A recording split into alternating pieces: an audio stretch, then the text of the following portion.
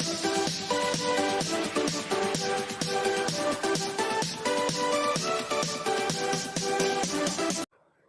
my dear students, this is Swati Chawla. Welcome to my series for CBSE Class 12 Computer Science with Python. In our previous video, we have started the SQL commands. Various commands we have done till select we have done. If you have not watched those videos, I will provide you the link of those videos in my description also. In this video, we are going to cover these concepts. We will start with the where clause, then relational and logical operators हम condition कैसे apply करते हैं, then column aliases, then how to put the text in a query output, and then followed by the scalar expressions. If you want to understand these concepts carefully and clearly, so I request you to watch the video till end. So let's start now. Selecting specific rows with where clause. देखो, select command is used to retrieve the records, either records or columns. If you want to retrieve 2 or 3 columns out of the 4 or 5 columns, so then we have to use the select command. Or if you want to apply the condition on rows, ठीक है, जैसे आपने अगर कोई multiple रोज हैं आपकी table में, उस पर कंडीशन अप्लाई करनी है, so for that we have to use the where clause. Let's see the definition. The where clause in select statement specifies the criteria for selection of rows to be returned. Criteria means condition. We will specify the condition in the where clause. अगर मैं आपको कहूँ कि आपकी class का data है मेरे पास, ठीक है, और मैं कहूँ कि I want to see the result of those students who secured grade A या फिर who are having stream commerce. So that means मुझे अपनी क्या, ये मेरी क्या है, condition. तो the syntax will be select. Here you will specify the name of columns which you want to retrieve from the name of the table, and then here you have to specify the condition in the where clause. Let's see the example. कि if I want to display the records of those students who secured marks more than 80, कि जिन students के marks जो हैं 80 से above हैं, I want to display the records of those students. So for that the syntax will be select star to display all the columns from the name of the table where marks greater than 80. जिस column पर condition apply करनी होगी, here you have to write that column. These are the relational operators: equals to, greater than equals to, less than equals to, and this is the symbol of not equals to.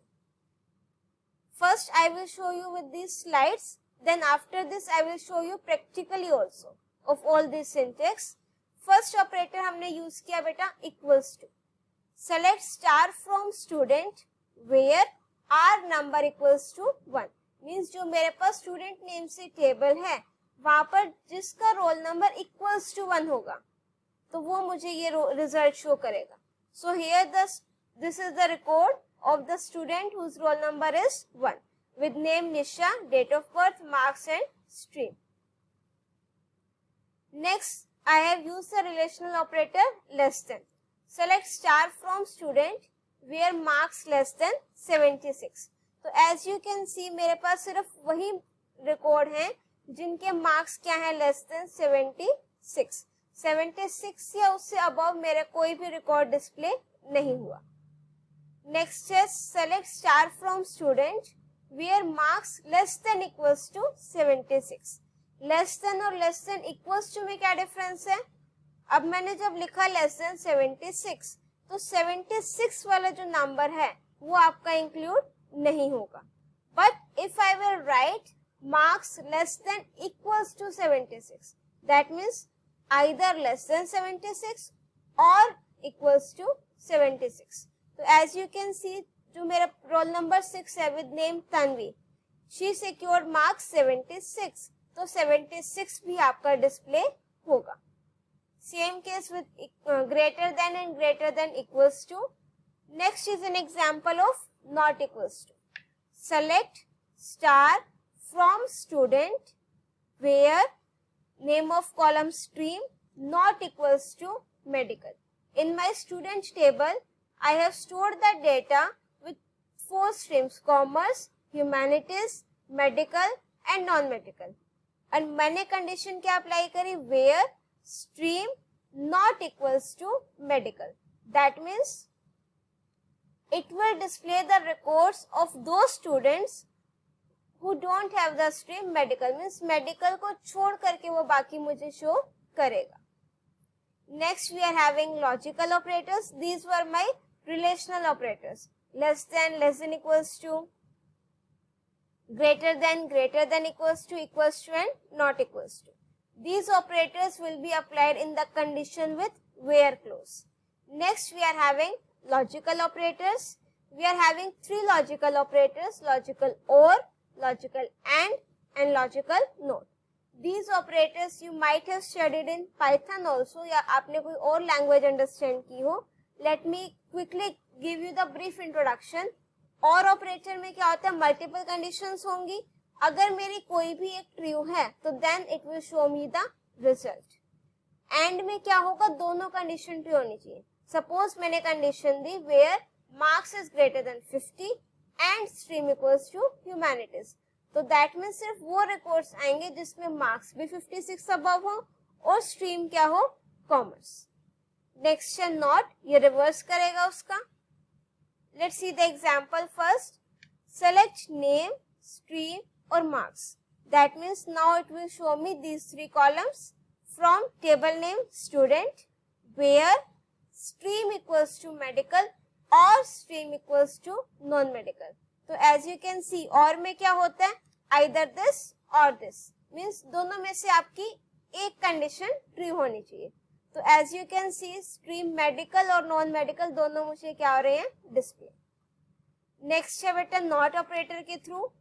Select name, stream and marks from student where not stream equals to medical. That means medical को छोड़कर जो streams है मेरी वो display होंगी. Let me show you this practically now. As you know, we are working on employee database and table name is EMP. Select star from EMP. But this I told you in my earlier video also कि in these slides I have taken this screenshot with different table with name student, but practically I will show you with the different table of employee so that आपको दोनों के ही concepts almost syntax same होंगे, but एक ही syntax to multiple tables पर कैसे apply होगा that you will get to know. इससे आपकी practice और ज़्यादा improve होगी. और अगर खुद से try करोगे उससे अच्छी practice तो कोई है ही नहीं. So let's start. कि suppose I want to display the record of the employee having employee number 106. So my syntax will be select. अगर मुझे सारे columns means complete values display करानी है 105 एम्प्लॉय की या 106 की, तो I have to write star. अगर आपको कुछ पर्टिकुलर कॉलम्स डिस्प्ले कराने हैं, so for that you have to write the name of columns. So here I am writing select star from table name where E number equals to 6 और 5 जो भी आपकी condition हो. Semicolon and then enter. Empty set that means कि आपका E number 6 इसमें नहीं है. Let me change this to 106. Now it is showing me the record of employee number 106. अगर आपका कोई ऐसा है कॉलम का नेम जिसकी डेटा टाइप कैर या वेर कैर है, सपोज मुझे शशांक का डिटेल चेक करनी है, so for that I have to use select star from table name where name of column is E name equals to Shashank. तो शशांक आप किस में लिखोगे बेटा? आइदर इन सिंगल कोट्स और इन डबल कोट्स. ठीक है, उसको आपने विदाउट कोट्स नहीं लिखना है. अगर आपकी न्यूमेरिक वैल्यूज हैं तो then you can write without quotes, but if you are having data type as char and varchar then you have to use the single और डबल कोट्स. तो as you can see it is showing me the record of that student with roll E number 108. Now let me show you the complete table again. अब मुझे command लगानी है कि जिसकी salary 50,000 above है, मुझे सिर्फ नेम्स चाहिए.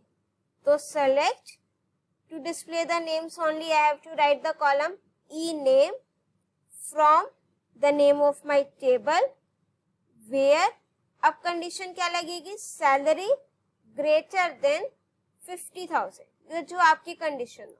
देन प्रेस द एंटर की. तो एज यू कैन सी, जिस भी एम्प्लॉय की सैलरी 50,000 से अबव है उनका नेम डिस्प्ले होगा. 65,000 with name Nisha, then 55,000 with name Neha, then 60,000 with name Shekhar and then 56,000 with name Anamika.